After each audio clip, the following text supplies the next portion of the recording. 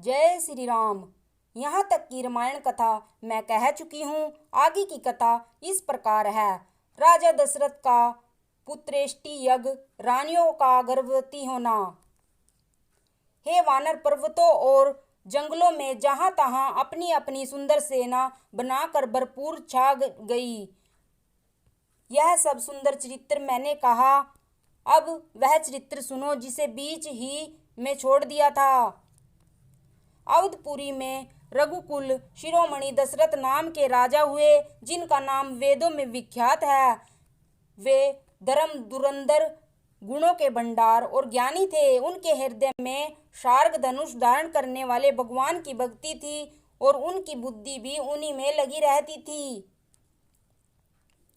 उनकी कौशल्या आदि प्रिय रानियां सभी पवित्र आचरण वाली थी। वे बड़ी विनीत और पति के अनुकूल चलने वाली थी और श्री हरि के चरण कमलों में उनका दृढ़ प्रेम था।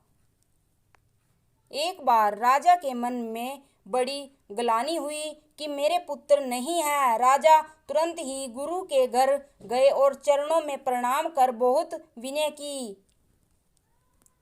राजा ने अपना सारा सुख दुख गुरु को सुनाया। गुरु वशिष्ठ जी ने उन्हें बहुत प्रकार से समझाया और कहा, धीरज धरो, तुम्हारे 4 पुत्र होंगे जो तीनों लोकों में प्रसिद्ध भक्तों के भय को हरने वाले होंगे।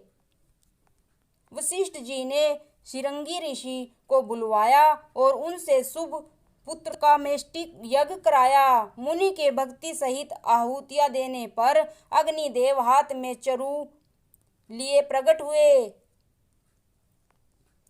और दशरथ से बोले, वशिष्ठ ने हृदय में जो कुछ विचारा था, तुम्हारा वह सब काम सिद्ध हो गया। हे राजन, अब तुम जाकर इस हवस्य अन्न पायस को जिसको जैसा उचित हो वैसा भाग बनाकर बांट दो।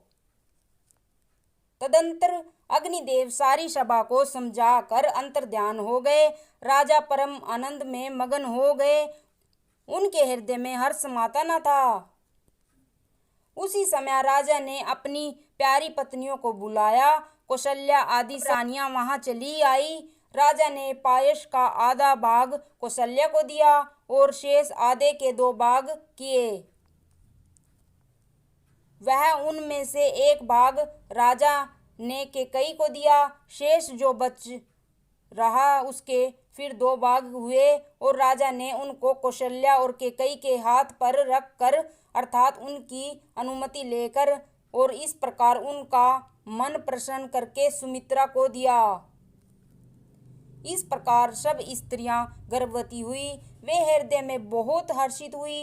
उन्होंने बड़ा सुख मिला। जिस दिन से श्री हरि लीला से ही गर्भ में आए, सब लोगों में सुख और संपत्ति छा गई। शोभाशील और तेज की खान बनी हुई सब रानियां महल में सुशोभित हुई।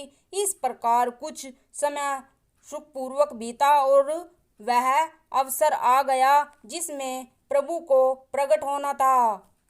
जय श्री राम।